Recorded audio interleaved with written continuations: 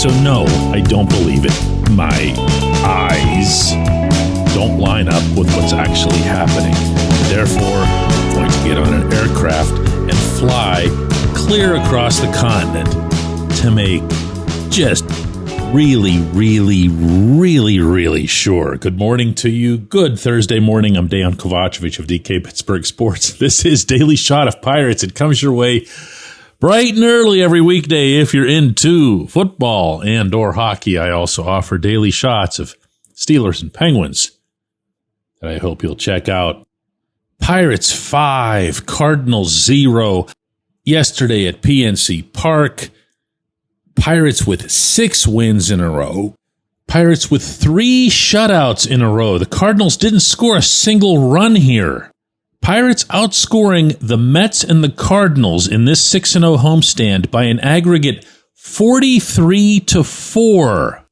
Pirates with those 43 runs scored more runs than any team in Major League Baseball history in a 6-game stretch in which the opponent scored fewer than 5 runs. The team that held that mark before this was the 1884 Cincinnati Outlaw Reds.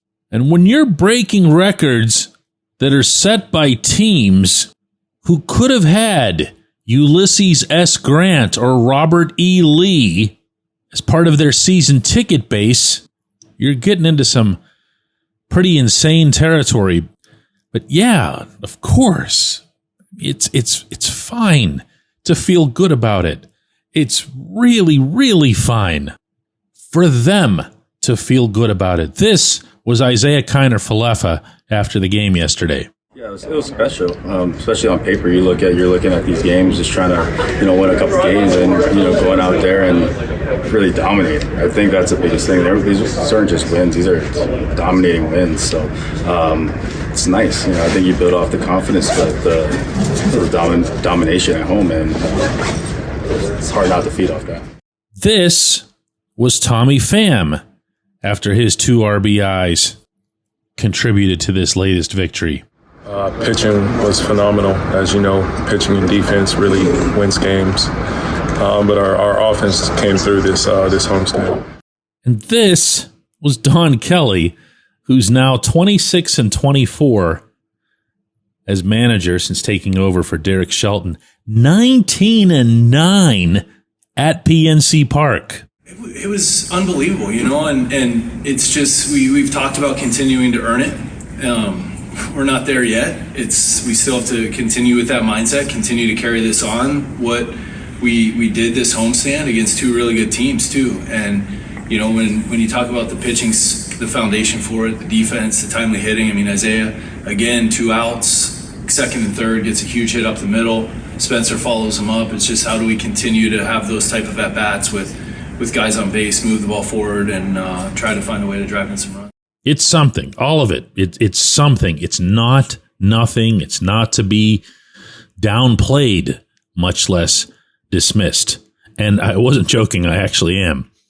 Flying out to Seattle later tonight. I'll be out there covering all 3 games against the Mariners for DK Pittsburgh Sports. And here comes yet another challenge. Mariners are a pretty good team, just a little bit over 500, second place in the AL West Division. They've got the story of the year in baseball in Cal Raleigh. Always have great enthusiastic crowds there. And then there's the not so small matter of the 5.5-hour flight. So yeah, just keep it going. Keep the wheels turning. Keep the confidence at a sustainable, not necessarily over-the-top level. If you're waiting for me to say something negative on this episode, you're going to be disappointed. I don't operate like that. These are 6 spectacular baseball performances, and I understand it's just 6 out of 88. But one trend that I've always valued in analyzing sports is trajectory. The same way that I'm comfortable cutting up the Steelers for starting out 10-3 last season and then falling flat on their faces with 5 straight losses. It's the same way I'm able to express some optimism regarding the Penguins because They struggled for the better part of their season, and they finished 10-5-2 in their last 17. I don't think anybody anywhere could argue that the Pirates have benefited from this managerial change. They're just a more solid all-around team under Kelly. And that includes something that not nearly enough people, I think, are talking about during this little run.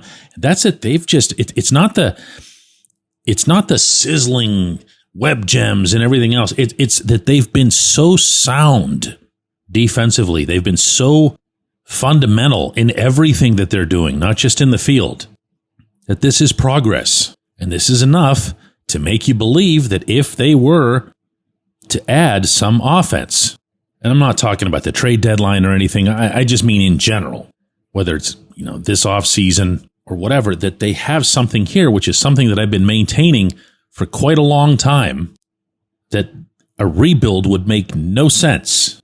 And now, regardless of, how this trip goes, and it's not just Seattle, it's from Seattle to Kansas City to Minneapolis, it's a long one.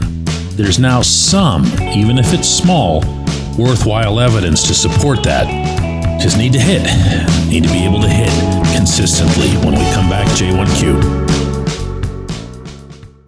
If you're looking for a great dining experience, look no further than North Shore Tavern. Located directly across Federal Street from PNC Park, next door to Mike's Beer Bar, North Shore Tavern is Pittsburgh's home for steak on a stone. Enjoy your steak finished on a hot lava stone in front of you, where you ensure each piece is cooked to exactly your liking. Or try their rotating selection of entrees, hot sandwiches, salads, and burgers, all while enjoying the ambiance dedicated to the great players and history of the Pittsburgh Pirates all around you. Come see why everyone's talking about North Shore Tavern and steak on a stone.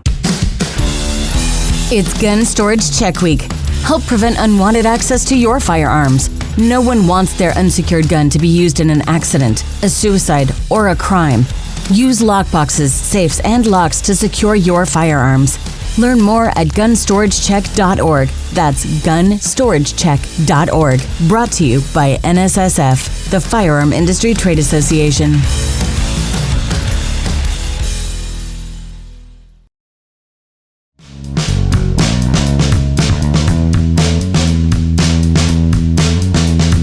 Today's J1Q comes from Mitch, who says, I know the Pirates might be sellers at the deadline, but they really should hang on to Mitch Keller. He eats up innings. He's so consistent. And when he's on, he's just awesome. If the team plans on competing in the near future, I think Keller has to be part of those plans, doesn't he?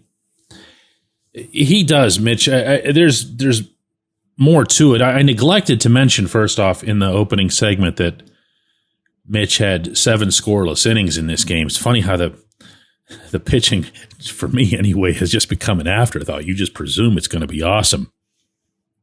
Those 7 innings, he gave up 5 hits and a walk. He struck out 7. Dennis Santana and Isaac Mattson put up the final 2 zeros. Mitch's ERA is down to 3.64. His whip is at 1.19. I hear what you're saying about eating innings, but sometimes that can take on a negative connotation in baseball, and I'm going to presume that you didn't intend to do that, because Mitch is doing a lot more than just sparing the bullpen some work. He's putting together some performances. His record, his pitching record, is as immaterial as any pitching record is in the year 2025.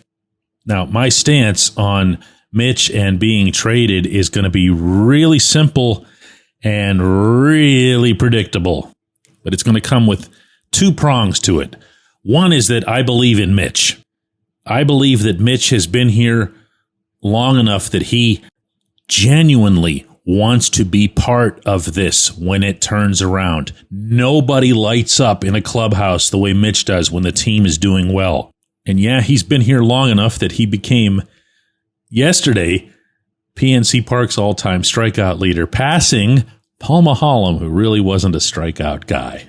To which Mitch joked that he basically got it because he's been around the longest, and he's kind of right. But still, he's been around. And he's very good. And for those of you who would just casually toss him aside because, Bubba Chandler's coming, go look at what kind of month Chandler just had. for Indianapolis. I'm not about to dump on Chandler or his talent or his potential, but prospect progress is not linear, even for the very best of them. And you never know what anybody's got until they get to the majors. My second prong in this is that as much as I trust Mitch, that's how much I don't trust Ben Cherington. Certainly not with anything having to do with hitting. If you trade Mitch, or if you trade a prospect or two, or however many it takes to consummate a deal, you're going to be doing so for hitting. It would require a special level of clinical insanity to allow him to be the one to make that move. And that's as far as I can go on that without engaging in extensive repetition. It's been a wonderful week for the Pittsburgh Baseball Club. There can be more of these. There really can. I appreciate the question, Mitch. I appreciate everyone who listens to Daily Shot of Pirates, and I want to wish everybody a happy and safe 4th of July weekend. Again, I'll be in Seattle covering the baseball, and we can all get together again here next Monday and talk about it.